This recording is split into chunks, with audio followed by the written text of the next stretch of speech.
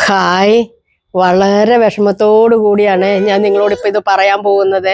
ഞാൻ ചോദിച്ചാ എൻ്റെ ചേച്ചിയൊക്കെ വന്നിട്ട് ഇന്ന് 33 ദിവസമായി. അമ്മച്ചി ഡിസംബർ 26 അമ്മച്ചി പോവുകയും ചെയ്തു. അത് കഴിഞ്ഞിട്ട് ഇന്നിപ്പോ 7 ദിവസമായി. ഇന്ന് ന്യൂ ഇയറാ. ഇപ്പം ഇത്രയും ദിവസവും അമ്മച്ചിയുടെ എല്ലാ കാര്യങ്ങൾക്കും എൻ്റെ ചേച്ചിമാരൊപ്പത്തിനൊപ്പം നിന്ന് ഇന്ന് അവര് പോകുന്നത്. അതിൻ്റെ ഒരു വിഷമത്തിലും അവരെ യാത്രയാക്കുന്നതിലും ഒക്കെ ഉള്ളൊരു വിഷമം. രാവിലെ തൊട്ട് രണ്ടുപേരും ഭയങ്കര കരച്ചിലായിരുന്നേ. എല്ലാ പ്രാവശ്യവും വന്നിട്ട് പോകുമ്പോൾ യാത്രയാക്കാനായിട്ടേ അമ്മച്ചി ഉണ്ടായിരുന്നു കൂടെ. അപ്പൊ അമ്മച്ചി ഇവിടെ വന്ന് ഇങ്ങനെ നിൽക്കും. പറ്റുന്ന സമയം വരെയും കാറിന്റെ അവിടം വരെയും ചെല്ലും, കൊണ്ടുവന്ന് കയറ്റി വിട്ടിട്ട് അമ്മച്ചി തിരിച്ചു പോരത്തുള്ളൂ. പിന്നെ വയ്യാതായി കഴിഞ്ഞപ്പോൾ ആദ്യം ഈ സിറ്റ് ഔട്ടിന് ഇവിടെ വന്നിരിക്കും. അത് കഴിഞ്ഞ് പിന്നെ ആ ജനലിന്റെ അവിടെ വന്ന് ഇങ്ങനെ ജനലെ പിടിച്ചിട്ട് അവരങ്ങ് വഴി മറിയുന്നോടം വരെ നോക്കി നിൽക്കും. ഇന്നിപ്പം അമ്മച്ചിയുടെ സ്ഥാനത്ത് ഞാനും ഞങ്ങള് പിള്ളേരും എല്ലാവരും കൂടി അവരെ യാത്രയാക്കുന്നത്. അപ്പൊ അതിന്റെ ഒരു ഭയങ്കര വിഷമം എന്ന് പറഞ്ഞാൽ പറഞ്ഞറിയിക്കാൻ വയ്യാത്തൊരു വിഷമം. എല്ലാരും എന്നെ വഴക്ക് പറയുവേ, നിനക്ക് ഭയങ്കര കൂടപ്പുറപ്പ് സ്നേഹം എന്ന് പറഞ്ഞ ഇനിയും അങ്ങോട്ട് പോകണമെന്ന് പറയുമ്പോൾ അങ്ങോട്ട് പോകണം, ഇങ്ങോട്ട് പോകണമെന്ന് പറയുമ്പോൾ ഇങ്ങോട്ട് പോകണം. അങ്ങനെയൊന്നും ഇനി പിള്ളേരോട് പറഞ്ഞ് വഴക്കുണ്ടാക്കാനോ നിർബന്ധിക്കാനോ ഒന്നും നിൽക്കരുതെന്നൊക്കെ ഇവരെല്ലാരും പറഞ്ഞിട്ടുണ്ട്. എങ്കിലും എനിക്കറിയാം എൻ്റെ ആവശ്യം. ഞാനൊരു പനി വന്നാൽ പോലും അവർ രണ്ടുപേരും ഓടി വരുമെന്ന് എനിക്കറിയാം. ഞാൻ എല്ലാവരോടും പറയാം, മക്കളൊന്നും ഉണ്ടല്ലോ ഒരിടത്തും അധികമാകിയത്. ഇപ്പൊ എല്ലായിടത്തും ഒരു കൊച്ച് അല്ലെ 2 കൊച്ച്. ഞങ്ങൾ 7 പേരുണ്ടായിരുന്നു. മക്കൾ എന്തോരം കൂടുന്നു അത്രയും നല്ലതാണ്. നമുക്കൊരാവശ്യം വരുമ്പോൾ നമ്മുടെ അടുത്ത് ഓടിപ്പാഞ്ഞു വരാൻ പെമ്മക്കളോളം പറ്റിയത് ലോകത്താരുമില്ല.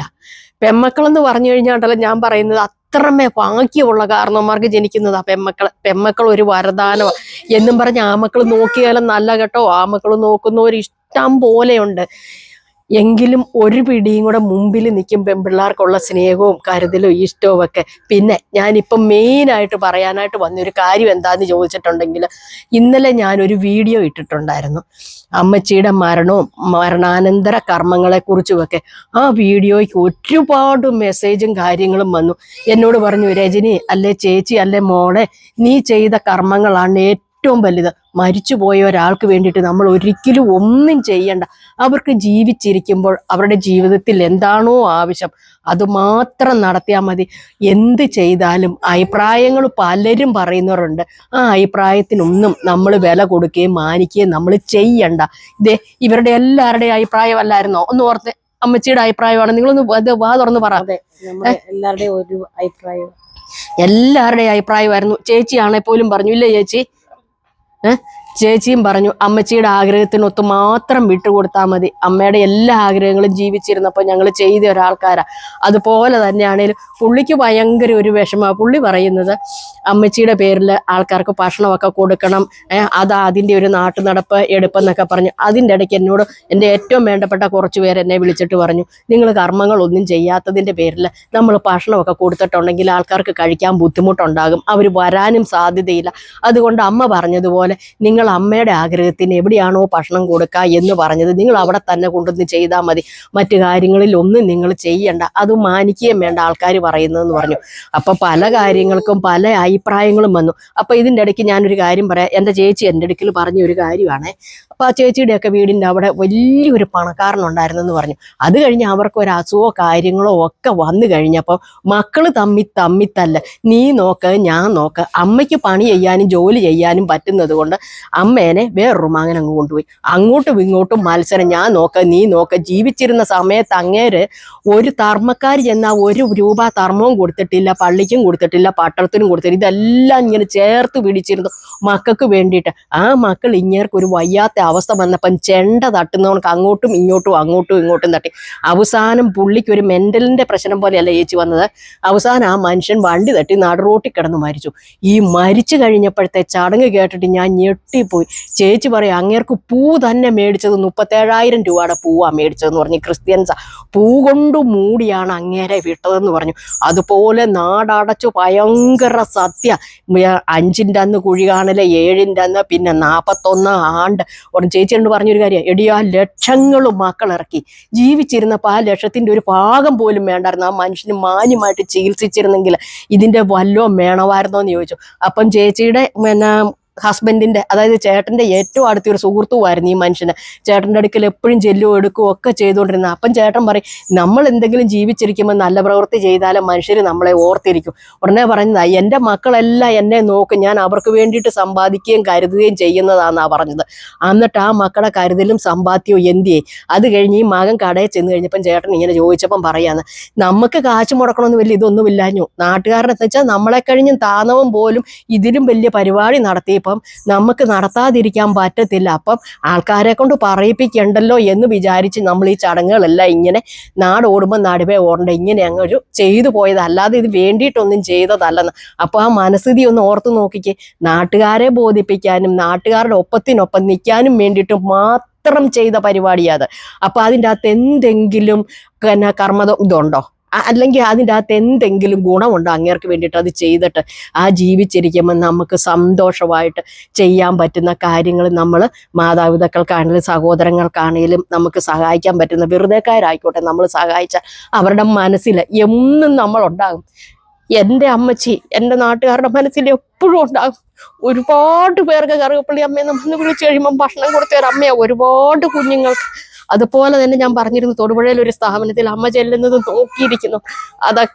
അതൊക്കെ മാത്രം മതി. അല്ലാതെ എനിക്ക് നാട്ടുകാരെ വിളിക്കണ്ടയോ അല്ലെങ്കിൽ നാട്ടുകാരെ നമ്മൾ അവഗണിച്ചിട്ട് പറയുന്നതല്ല. അമ്മയുടേതായ ആഗ്രഹങ്ങൾ മാത്രം നടപ്പാക്കിയ ഒരു മോളാ ഞാൻ.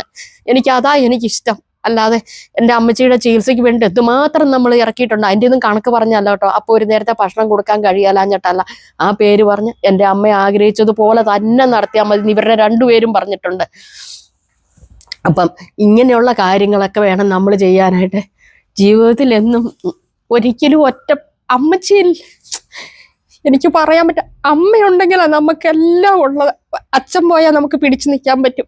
അച്ഛൻ്റെ സ്നേഹവും വാത്സല്യവും അതൊക്കെ ഉണ്ട്. ഞങ്ങളിങ്ങനെ ചേർത്ത് പിടിച്ച പാതിരാ 12 മണിക്ക് വന്നിട്ട് പോലും അച്ഛൻ പറയും, എൻ്റെ മക്കൾക്ക് വിശന്ന് കിടക്കുക, നീ എന്നെ അടിക്ക്, നീ എഴുന്നേറ്റ് എൻ്റെ കുഞ്ഞുങ്ങൾക്ക് എന്തെങ്കിലും ഉണ്ടാക്കി കൊടുക്കണം പറഞ്ഞു പോലും അമ്മച്ചീനെ അങ്ങനെ വരെ ഏൽപ്പിച്ചിട്ടുണ്ട്. അമ്മച്ചി ഒരുപാട് കഷ്ടപ്പാടും ബുദ്ധിമുട്ടും അത്രയ്ക്ക് അനുഭവിച്ച ഒരാളാണ് എൻ്റെ അമ്മ. അച്ഛനെന്ന് പറഞ്ഞു കഴിഞ്ഞാൽ ഞാൻ പറഞ്ഞിട്ടുണ്ട്, പട്ടാളക്കാരായിരുന്നു, അച്ഛന് മൂക്കത്തരിച്ചു, അമ്മേനെ ഒരുപാട് ഉപദ്രവിച്ചിട്ടുണ്ട്. അമ്മയായിട്ട് മാത്രം പിടിച്ചു നിന്ന അമ്മയുടെ കുടുംബത്തെ അമ്മച്ചിയാണ് ആണും പെണ്ണുമായിട്ട് ഒറ്റയ്ക്ക് ഒരാളെ ഉണ്ടായിരുന്നുള്ളൂ. ആ പാരമ്പര്യം തന്നെ ഈ ഡിസംബർ 26 കൂടി തീർന്നു. പിന്നെ അതിൻ്റെ ഒരു പാരമ്പര്യം എന്ന് പറഞ്ഞാൽ ഞങ്ങളൊക്കെ തന്നെയേ ഉള്ളൂ. അപ്പം അമ്മ ഒരുപാട് കഷ്ടതയെ കൂടെ പോകുന്ന ഒരു വ്യക്തിയാണ്. അപ്പം ഞാനത് കണ്ടു വളർന്നതാണ് ഞങ്ങളെല്ലാവരും. അതുകൊണ്ടാണ് നമുക്ക് അമ്മയോടൊരു ഇഷ്ടവും സ്നേഹവും വാത്സല്യവും ഒക്കെ. അമ്മമാരാണ് നമ്മൾ മക്കളെയും അല്ലെങ്കിൽ ഈ കൂടപ്പിറപ്പുകളെ എല്ലാം ഇങ്ങനെ ചേർത്ത് പിടിക്കുന്ന. അച്ഛന്മാർക്ക് അത്രയ്ക്കില്ല. അച്ഛന്മാർക്കൊരു ദേഷ്യമോ അരിശമോ ഒക്കെ വന്നാൽ പോയാൽ പോട്ടെന്ന് വെക്കുന്ന. പക്ഷെ അമ്മയായിരുന്നു എല്ലാത്തിനും. അമ്മ പോകുന്നതിന് മുമ്പ്, അതായത് നിങ്ങൾ വരുമ്പോഴും അമ്മ അത്യാവശ്യം സംസാരിക്കത്തായിരുന്നല്ലോ. അപ്പം പറയും, കൊച്ചിന് ഒരാവശ്യം വന്നിട്ടുണ്ടെങ്കിൽ എല്ലാവരും വരണം, കൊച്ചിനെ ഇട്ടിട്ട് നിങ്ങൾ എങ്ങും പോകരുത്. അന്നേരം ഇവള് പറഞ്ഞു, അമ്മയുടെ ആഗ്രഹം പോലെ തന്നെ കൊച്ചിൻ്റെ എല്ലാ ആവശ്യത്തിനും ഞങ്ങൾ ഉണ്ടാകും എന്ന് പറഞ്ഞു. എന്നാലും എൻ്റെ അമ്മച്ചിയോളം ഭൂമിയിൽ എനിക്കൊന്നും വരത്തില്ല. എനിക്കത് പറഞ്ഞ എൻ്റെ മരണം വരെ എനിക്ക് എൻ്റെ ആ വേദനയും വിഷമവും ഒക്കെ തീരുമെന്ന് എനിക്ക് തോന്നുന്നുമില്ല. പിള്ളേരെല്ലാം ഒപ്പത്തിനൊപ്പം എല്ലാവരും ഉണ്ട്. എന്നാലും അത്രയ്ക്ക് വിലപ്പെട്ടെന്ന് പറഞ്ഞാൽ എനിക്ക് അമ്മയില്ലാത്ത ഒരു ദിവസം എൻ്റെ ജീവിതത്തിൽ ഉണ്ടായിട്ടില്ല. ഞാൻ എപ്പോഴെങ്കിലും എൻ്റെ അമ്മച്ചിയോട് എന്തെങ്കിലും വിഷമം തട്ടി പറഞ്ഞിട്ടുണ്ടോ, വിഷമിച്ചിട്ടുണ്ടോ എന്നൊന്നും അറിയത്തില്ല. ആത്മാവുണ്ടോ ഇതൊന്നും എനിക്കറിയില്ല. എങ്ങനെ ഉണ്ടെങ്കിൽ എൻ്റെ ഈ വിഷമവും സങ്കടവും ഒക്കെ എവിടെയെങ്കിലും ശൂന്യതയിലിരുന്ന് എൻ്റെ അമ്മച്ചി കാണുന്നുണ്ടാവും. എൻ്റെ അമ്മച്ചിയോട് എന്താ പറയുക, എനിക്കറിയത്തില്ല. കഴിഞ്ഞ ന്യൂ ഇയറിന് അമ്മച്ചിയായിരുന്നു കേക്ക് മുറിച്ചതും സന്തോഷമായിട്ട് ഇരുത്തിയതും ഒക്കെ. അപ്പം ഈ ന്യൂ ഇയറിന് അമ്മയില്ല. ഈ ന്യൂ ഇയറിന് തന്നെ ഇവർ രണ്ടുപേരും പോകാനായിട്ട് പോന്നു. ഞങ്ങൾ ഈ വഴി വരെ ഞങ്ങളെല്ലാവരും ഇവരെ യാത്രയാക്കാനായിട്ടും ഇറങ്ങിപ്പോവുക കേട്ടോ. അപ്പം എൻ്റെ ഒരു അഭിപ്രായം, ഞാൻ ഈ ചടങ്ങുകളൊന്നും അമ്മച്ചിക്ക് വേണ്ടിയിട്ട് ചെയ്തിട്ടില്ല. ഞാൻ ഇന്നലെയും പറഞ്ഞിരുന്നു, വിളക്ക് കത്തിക്കുവോ തിരി കത്തിക്കുവോ ഒന്നും എൻ്റെ അമ്മച്ചിക്ക് വേണ്ടിയിട്ട് ചെയ്തിട്ടില്ല. അമ്മച്ചിയുടെ ആഗ്രഹമായിരുന്നു ലാസ്റ്റ് അമ്മച്ചീനെ പിന്നെ ചിതാഭസ്മോ അല്ലെങ്കിൽ അതുകൊണ്ടുന്ന് കടലിൽ ഒഴുക്കണമെന്ന്. അതും ചെയ്ത് പൂർത്തിയാക്കി എല്ലാം കഴിഞ്ഞ് ഇന്ന് 7 7 ഇവർ പോവുക. ഇനി നമ്മൾ പിടിച്ചു നിർത്തുന്നത് മോശമല്ലേ? അപ്പോൾ ഇവർ യാത്രയാകുവാണ്.